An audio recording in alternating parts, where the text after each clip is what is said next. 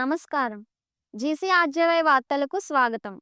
ఈనాటి ముఖ్య వార్తలను తీసుకువచ్చింది హర్షవర్ధిని. ముందుగా కళాశాల వార్తలు.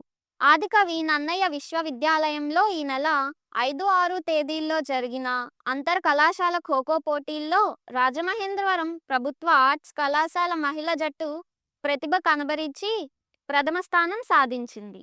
పోటీల్లో ప్రతిభ చూపిన కళాశాలకు చెందిన సోడి గీత, ముచ్చిక శైలు, సోడి రష్మిత ముగ్గురు విశ్వవిద్యాలయం జట్టుకు ఎంపికయ్యారు.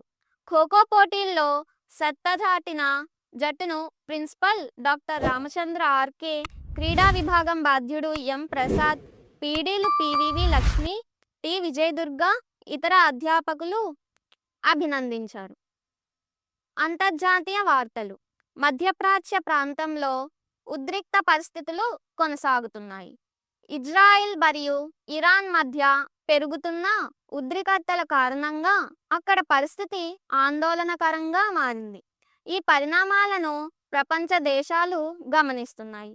ఈ సంఘర్షణల ప్రభావం ప్రపంచ ఆర్థిక వ్యవస్థపై కూడా పడే అవకాశం ఉందని నిపుణులు అభిప్రాయపడుతున్నారు. జాతీయ వార్తలు. భారత ప్రభుత్వం విదేశాల్లో ఉన్న భారతీయుల భద్రతపై ప్రత్యేక దృష్టి పెట్టింది. పశ్చిమ ఆసియాలో ఏర్పడిన ఉద్రిక్త పరిస్థితుల నేపథ్యంలో అక్కడ నివసిస్తున్న భారతీయులకు అవసరమైన సహాయాన్ని అందచేయడానికి ప్రభుత్వం చర్యలు చేపడుతోంది.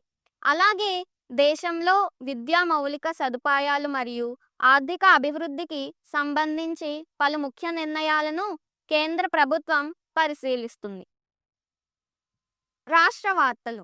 ఆంధ్రప్రదేశ్ ప్రభుత్వ రాష్ట్ర అభివృద్ధి కోసం పలు కీలక ప్రణాళికలను అమలు చేస్తోంది.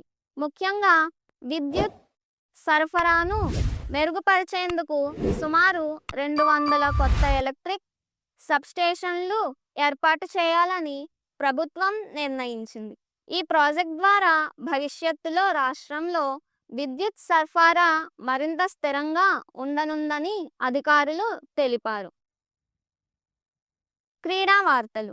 అంతర్జాతీయ క్రికెట్లో ఇటీవల జరిగిన T20 వరల్డ్ కప్ పోటీలు అభిమానులను ఉత్సాహపరిచాయి. ఈ టోర్నమెంట్లో ప్రపంచంలోని పలు దేశాల జట్టు పాల్గొని అద్భుతమైన ప్రదర్శన కనబర్చాయి. క్రికెట్ అభిమానులు ఈ మ్యాచ్లను ఎంతో ఆసక్తిగా వీక్షించారు. చివరిగా వాతావరణ వార్తలు. ఈరోజు ఆంధ్రప్రదేశ్లో ఎక్కువ ప్రాంతాల్లో ఎండగా వాతావరణం కొనసాగుతుంది. విజయవాడ మరియు పరిసర ప్రాంతాల్లో ఉష్ణోగ్రతలు సుమారు 36 నుండి 37 డిగ్రీల సెల్సియస్ వరకు నమోదయ్యే అవకాశం ఉందని వాతావరణ శాఖ తెలిపింది. వచ్చే కొన్ని రోజుల్లో కూడా ఎక్కువగా ఎండగానే ఉండే అవకాశం ఉందని అధికారులు పేర్కొన్నారు. ధన్యవాదాలు.